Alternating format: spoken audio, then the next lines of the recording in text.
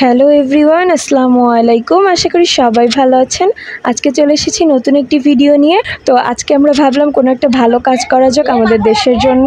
এর জন্য আমরা দেশটাকে সুন্দর করে সাজিয়ে তোলার লক্ষ্যেই সকল ফ্রেন্ডরা একত্রিত হয়ে পেইন্টিংয়ের কাজে লেগে পড়ি। ফার্স্টেই আমরা ওয়ালে যে চিত্রগুলো পেইন্ট করব সেগুলো পেন্সিল দিয়ে আর্ট করে নেই, পরে রং গুলিয়ে সুন্দরভাবে যে যার মতন করে কালার করতে শুরু করি। এই যে দেখেন, আস্তে আস্তে সবাইকে হেল্প করতেছিলাম আর সবাই মিলেই সকল কাজ একটু একটু করে করছিলাম।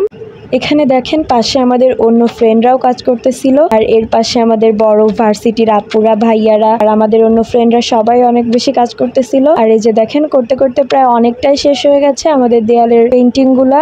সবাই মিলে একসাথে কাজ করতে সকলেরই অনেক বেশি ভালো লাগতেছিল। এখানে সবাই সবার অপিনিয়ন্স দিচ্ছিল, এখানে কার কেমন অনুভূতি সেটা আপনাদের সাথে শেয়ার করছিল সবাই। বাট এখানে ব্যাকগ্রাউন্ড মিউজিকে রাস্তার অনেক গাড়ি ঘোড়া চলতেছিল, সেগুলোর শব্দ শোনা যাচ্ছিল, যার কারণে আমি অ্যাড করি নাই ভিডিওর সাথে। আর এখানে দেখেন আকাশটা কি পরিমাণ মেঘলা, তারপরেও আমরা কাজ করে যাচ্ছিলাম। এন্ড পরে বৃষ্টিও হয়েছিল, বৃষ্টিতে ভিজে ভিজেও আমরা কাজ করেছি।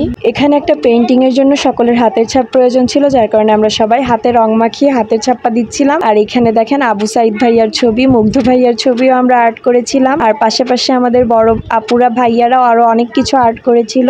এখানে সবাই অনেক বিজি ছিল আর আমাদের হাতে এত পরিমাণে রং মেখেছিল, ভিডিও করার মতো অবস্থাতেই ছিলাম না। আর এখানে দেখেন যে যার মতো বসে দাঁড়িয়ে যেভাবে পারছিল নিজের কাজটা কমপ্লিট করছিল। একটু কষ্ট হলেও সবাই মিলে একসাথে কাজ করার মধ্যে অন্যরকম একটা মজা আছে। আর আমরা যে সবুজ কালারের হাতের ছাপ্পা দিয়েছিলাম ওর ভিতরে লাল কালারের বৃত্তকে আমরা একটা বাংলাদেশের পতাকা তৈরি করি। আর এখানে তো আমি প্রায় বসে বসে কাজ করতে করতে শুয়েই পড়েছিলাম।